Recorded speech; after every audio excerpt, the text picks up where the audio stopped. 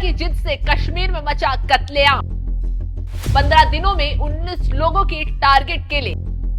मोदी शाह उठाएंगे बड़ा कदम, अब्दुल्ला के खेमे में हड़कंप।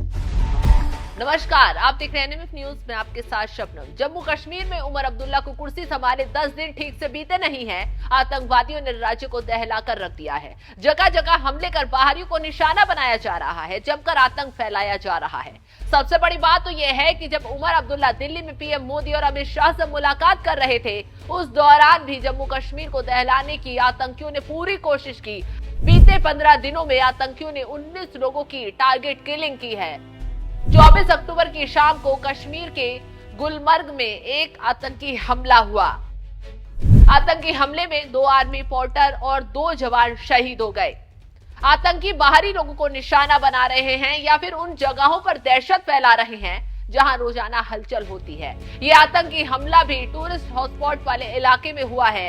यही नहीं, यहां सेना की बड़ी संख्या में तैनाती रहती है। उसके बाद भी आतंकियों के सेना तक पहुंचने और उनको निशाना बनाने से सवाल उठ रहे हैं। सबसे बड़ी बात तो ये है कि जैसे ही उमर अब्दुल्ला की सरकार का गठन हुआ है, वैसे ही आतंकियों ने घाटी में दहशतगर्दी बढ़ा दी है। सबसे बड़ी बात यह भी है कि बाहरी लोगों को निशाना ही बनाया जा रहा है। दूसरे राज्यों से काम करने गए मजदूरों पर गोलियां चलाई जा रही हैं, जो इस वक्त अब्दुल्ला से लेकर केंद्र सरकार तक के लिए चिंता का विषय बन गया है। क्योंकि इससे पहले गांदरबल में आतंकी हमला 20 अक्टूबर की काली सुबह थी, जब गांदरबल जिले के गगनगीर इलाके में एक सुरंग के निर्माण की साइट पर आतंकी हमला हुआ। हमले में 6 बाहरी मजदूरों और एक स्थानीय डॉक्टर का कत्ल कर दिया गया। बताया गया आतंकियों ने निशाना बनाकर बाहरी मजदूरों पर ताबड़तोड़ गोलियां बरसाई, जिससे ज्यादातर लोगों की मौत हो गई। इस घटना ने जम्मू कश्मीर को दहला कर रख दिया, क्योंकि यह घटना उमर अब्दुल्ला की शपथ के तुरंत बाद ही हो गई थी और उनके विधानसभा क्षेत्र में हुई थी। हालांकि अमित शाह इस आतंकी हमले को लेकर गुस्से में नजर आए, तुरंत कार्रवाई के सख्त आदेश दे दिए। शोपिया में आतंकी हमला 18 अक्टूबर को शोपिया में आतंकी हमला किया गया। इस हमले में भी बाहरी लोगों को ही निशाना बनाया गया, जिसमें बिहार के एक मजदूर का कत्ल कर दिया गया।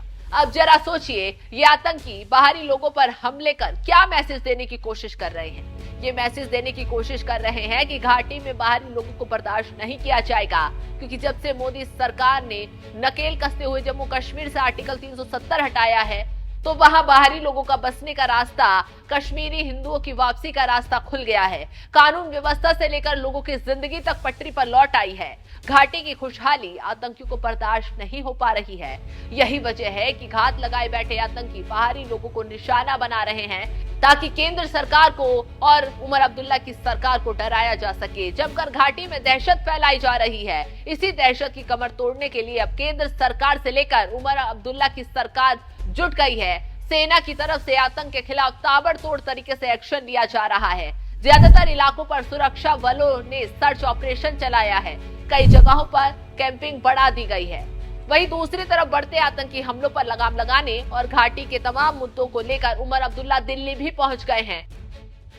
अमित शाह से उन्होंने बातचीत भी की है। पूर्ण राज्य के दर्जे के साथ साथ घाटी की सुरक्षा के हालातों के सुधार को लेकर भी बातचीत हुई है। लेकिन दूसरी तरफ बीजेपी नेताओं ने तंज कसते हुए कहा है कि उधर उमर अब्दुल्ला जल्दबाजी में घाटी को लेकर फैसले ले रहे हैं, जिससे जनता को नुकसान उठाना पड़ रहा है और आतंक हावी हो रहा है। जो जम्मू कश्मीर में नई चुनी हुई सरकार जिसने अभी शपथ ली है, मेरा मानना है कि कुछ विषयों पर अभी जल्दबाजी नहीं होनी चाहिए। आपस में बैठ के चर्चा करके डिस्कशन के बाद कोई भी बड़ा फैसला लेना चाहिए। जल्दबाजी में और हड़बड़ाहट में जम्मू कश्मीर के संबंध में लिया गया कोई भी फैसला भविष्य में घातक हो सकता है। हमने खुद देखा कि किस प्रकार जम्मू कश्मीर में शपथ लेने के फौरन बाद आतंकवादियों ने गांदरबल जिले के सोनमर्ग इलाके में एक बड़ी आतंकी घटना को अंजाम दिया और फिर से कश्मीर को लहूलुहान किया गया है। लगातार यहां साजिशें और कोशिशें हो रही हैं कि जम्मू कश्मीर को लहूलुहान किया जाए। इसीलिए जहां तक राज्य का दर्जा स्टेटहुड का मसला है या यूटी का मसला है, ये बड़ा सेंसिटिव इशू है। यहां की जो चुनी हुई सरकार है, श्री उमर अब्दुल्ला साहब, और मरकज की जो हुकूमत है, केंद्र सरकार, आपस में बैठ के चर्चा करके लोगों के हित में, आवाम की बेहतरी के लिए क्या है, लोगों की सिक्योरिटी बहुत जरूरी है। सरकारें तब चलेंगी, डेवलपमेंट तब अच्छे से होगा जब यहां अमनो अमान, खुशहाली और शांति होगी।